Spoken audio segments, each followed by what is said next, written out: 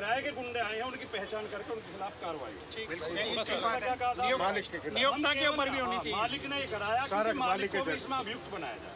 हम इन 3 मांगों पर आपसे कार्रवाई चाहते हैं। सक्षम है कैसे करेंगे, और हम आपके ऊपर विश्वास नहीं करेंगे, क्योंकि विश्वास नहीं होता तो हम यहाँ बैठते, हम गोली चलाते।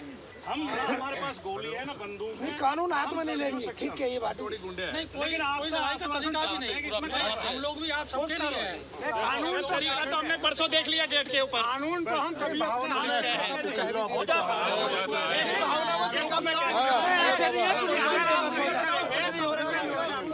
सुनो, भावनात्मक रूप से आदमी कमजोर होता है, एक आध शब्द कह भी दिया तो पूरे नोएडा को बंद करने की तैयारी हम करेंगे। वो तो हमारी बात है, इनको जानकारी में रखा चाहिए।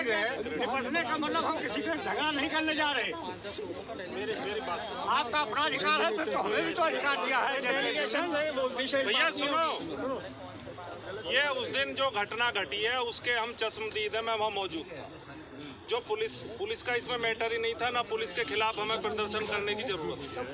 पुलिस के खिलाफ आज प्रदर्शन करने की जरूरत हमें इसलिए पड़ी कि जो पुलिस के वहाँ पे कर्मचारी थे उनका रोल गुंडों के साथ में था। बिल्कुल। और वे गुंडे और कोई नहीं थे।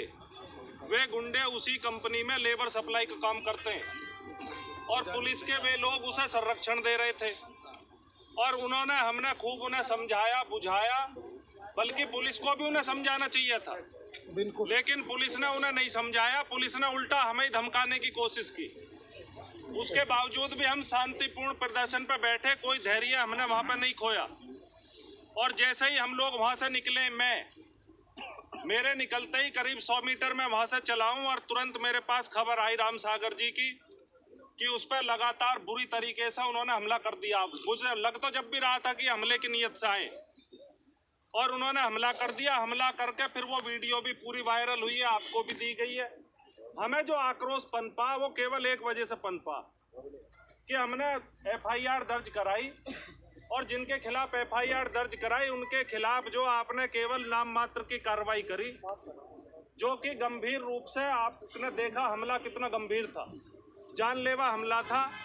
आपको बयान दर्ज करने थे, बयान दर्ज करके उसमें आप जो धाराएं बढ़ाते, हमने उसी दिन मैडम से आकर के भी रिक्वेस्ट की, DCP मैडम ने सुनी थी।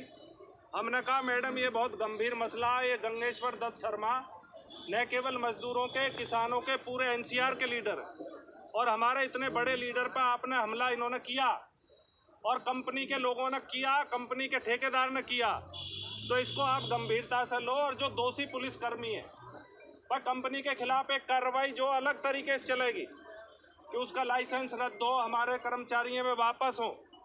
लेकिन जो पुलिस का रोल है वो तो ठीक हो भाई, सक्षम अधिकारी आप हैं और हम समझते हैं कि आप न्यायप्रिय अधिकारी हैं, तो आपसे हमारी अपेक्षा है कि आप बयान दर्ज करके उनके खिलाफ संबंधित धाराओं को बढ़ाओ। उसके अलावा उन्होंने खुलेआम बेखौफ होकर के, यानी कि हमले के बाद भी मौके से नहीं गए, आराम से पुलिस उन्हें पकड़ के लेके गई है।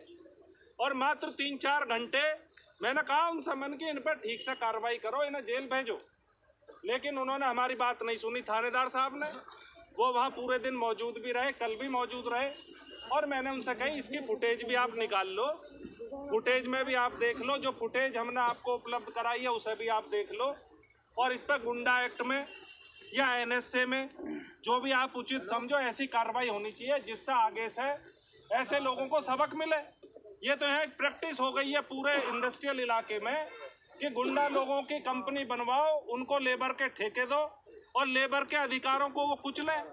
आपको हम ये भी बताना चाह रहे हैं कि इस कंपनी में ठेके पे मजदूर नहीं रखे जा सकते, ये लेबर कानून के खिलाफ है, लेकिन इन्होंने रख रखी है कंपनी और गुंडाई करने के लिए रख रखी है। उसका काम केवल कॉन्ट्रैक्ट पर लेबर सप्लाई करना नहीं है। वहाँ देख लिया आपने उन्होंने क्या किया हमारे, और मुझे जानता है वो, मैंने उससे कही मुझे जानता, मैंने कि आप जो गलत कर रहे हो रजत भाई आपको ये नहीं करना चाहिए। बोले नहीं जी हम तो करेंगे। मैंने कि तुम्हारा रोल ही नहीं है इसमें, कुछ पुलिस का रोल है, पुलिस रोकेगी हमें, कुछ हम गड़बड़ करेंगे, और पुलिस वाले उसकी मदद कर रहे हैं। तो हमारी आपसे केवल 2 अपेक्षाएँ हैं जिसके लिए हम परेशान होकर आए हैं, वरना हम आते थे नहीं। पहली तो ये है कि आज ही बयान दर्ज हो, आज ही उसमें संबंधित धाराएं बढ़ें, दूसरी अपेक्षा हमारी ये है कि उन पर गुंडा एक्ट या NSA में कार्रवाई होनी चाहिए, क्योंकि खुलेआम उन्होंने आकर के नागरिक अधिकारों का, संवैधानिक अधिकारों का हनन किया, जानलेवा हमला किया, बुरी तरह घायल किया। ये हमारी दो अपेक्षाएं आपसे हैं। और तीसरी अपेक्षा ये है कि जो संबंधित कर्मचारी जिसका इसमें संलिप्तता थी, हम बिल्कुल सीधा आरोप लगा रहे हैं, और ये बहुत सारे, मैं नाम नहीं लूँगा, लेकिन बहुत सारे अधिकारी इस बात से परिचित हैं कि उनका रोल वहाँ गलत था।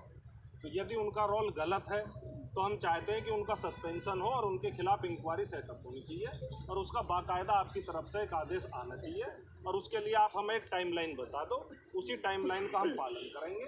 ये हमारी आपसे निवेदन और अपेक्षा है। मुख्य प्रबंधन पे कार्रवाई होनी चाहिए, उसी के इशारे पर सारा हुआ है, वो लिख करके दे रखा हमने, उसी के इशारे पर सब कुछ हुआ। अगर वो बच जाएगा, नहीं सर, अगर वो बच जाए, मुख्य दोषी वही है, उसी के आधार पर सब कुछ हुआ है। वो बयान में आप इम्प्लीमेंट करना ना रहेगा तो फिर तो सारे नीचे के प्यादे हैं, बयान में आ जाएगा।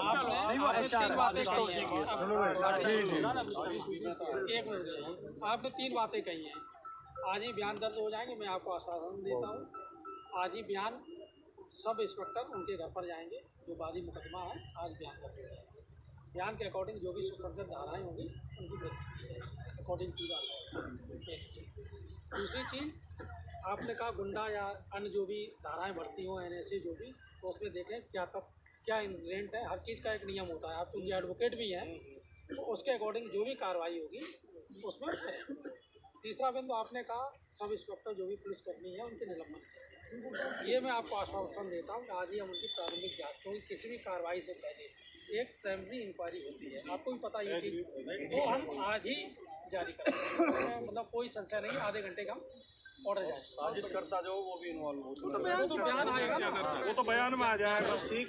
और उसकी हमें एक ऑर्डर की कॉपी आज आपको आधे घंटे दे देंगे। देखो भैया, बैठो भाई, बैठो, पूछो हमसे जवाब सही ढंग से। आधे घंटे बैठे, जगह चाहिए, 4 घंटे ही बैठे, ठीक है जी।